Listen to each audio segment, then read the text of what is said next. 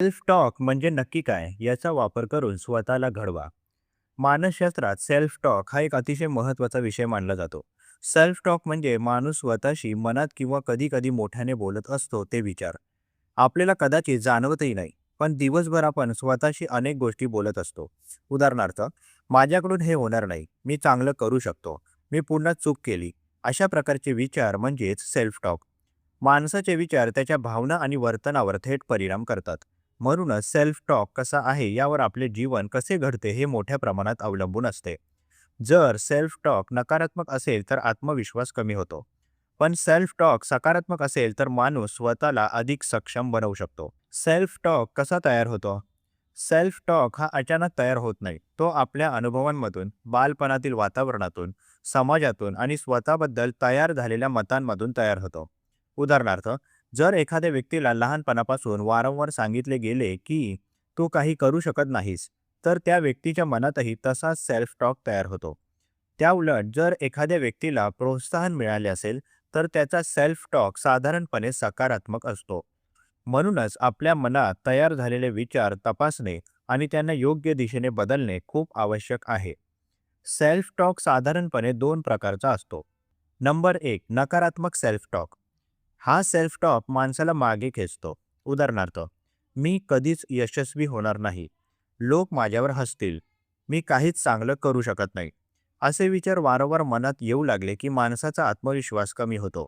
मानसशास्त्रीय संशोधनात असे आढळले आहे की सतत नकारात्मक सेल्फ टॉक असलेल्या लोकांमध्ये चिंता, ताण आणि निराशा जास्त दिसून येते. नंबर दोन, सकारात्मक सेल्फ टॉक. हा सेल्फ टॉक माणसाला पुढे जाण्यास मदत करतो. उदाहरणार्थ, मी प्रयत्न करतोय, त्यामुळे मी शिकतोय, चूक झाली तरी चालेल, मी सुधारू शकतो, माझ्यात काहीतरी चांगलं नक्की आहे. असा सेल्फ टॉक आत्मविश्वास वाढवतो. खेळाडू, कलाकार आणि यशस्वी व्यावसायिक लोक अनेकदा स्वतःला प्रोत्साहन देणारा सेल्फ टॉक वापरतात. यामुळे त्यांची कामगिरी सुधारते. सेल्फ टॉक जीवनावर कसा परिणाम करतो? मानसशास्त्रात एक महत्त्वाची संकल्पना आहे, कॉग्निटिव्ह बिहेवियर थेअरी. या सिद्धांतानुसार आपले विचार, भावना आणि वर्तन एकमेकांशी जोडलेले असतात. म्हणजे आपण स्वतःबद्दल काय विचार करतो, त्यावर आपली भावना आणि कृती ठरतात. उदाहरणार्थ, एखाद्या विद्यार्थ्याने परीक्षा देण्याआधी मनात म्हटलं, मी नक्की अपयशी होणार, तर त्याची भीती वाढते आणि त्याचा अभ्यासावरही परिणाम होतो. पण जर त्याने स्वतःला सांगितले, मी तयारी केली आहे, मी माझ्या परीने चांगलं करेन, तर त्याची मानसिक अवस्था स्थिर राहते. म्हणजे सेल्फ टॉक हा आपल्या यश आणि अपयशामध्ये मोठी भूमिका बजावतो. स्वतःला घडवण्यासाठी सेल्फ टॉक कसा वापरावा? सेल्फ टॉक योग्य पद्धतीने वापरला तर तो स्वतःला घडवण्याचे एक प्रभावी साधन बनू शकतो. नंबर एक, आपल्या विचारांकडे लक्ष द्या. सर्वप्रथम आपल्या मनात काय चालू आहे हे ओळखा. दिवसभरात आपण स्वतःशी कसे बोलतो हे निरीक्षण करा. जर वारंवार नकारात्मक विचार येत असतील तर त्यांची नोंद घ्या. नंबर दोन, नकारात्मक विचारांना प्रश्न विचारा. मनात एखादा विचार आला की तो खरंच सत्य आहे का हे स्वतःला विचारा. उदाहरणार्थ, मी काहीच करू शकत नाही, हा विचार पूर्णपणे खरा नसतो. प्रत्येक माणसात काही ना काही क्षमता असते. नंबर तीन, विचारांची दिशा बदला. नकारात्मक विचारांच्या जागी वास्तववादी आणि सकारात्मक विचार तयार करा.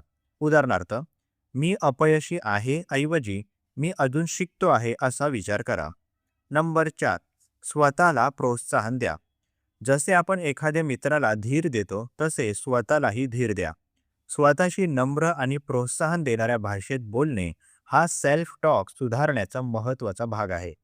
नंबर पाच, लहान यशांचे कौतुक करा.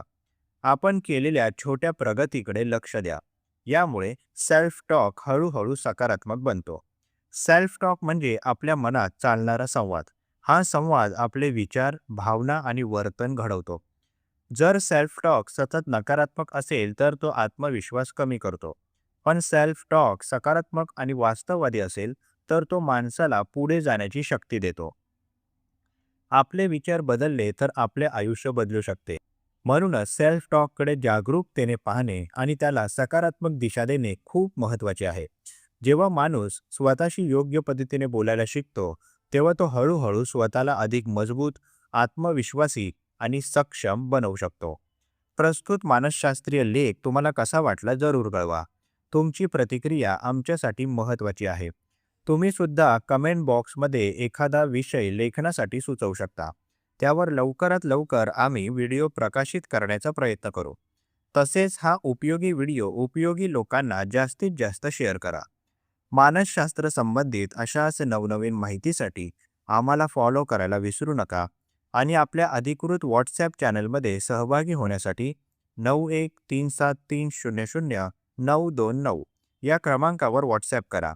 तेथे लगेचच तुम्हाला व्हॉट्सॲप चॅनलची लिंक मिळेल. मानसिक समस्येवर गोळ्या घेण्यापेक्षा अधिकृत मदत घ्या. त्यासाठी वर दिलेल्या क्रमांकावर फोन किंवा व्हॉट्सॲप करू शकता. लवकरच एका नवीन विषयासोबत इथेच भेटूया. तूर्तास धन्यवाद.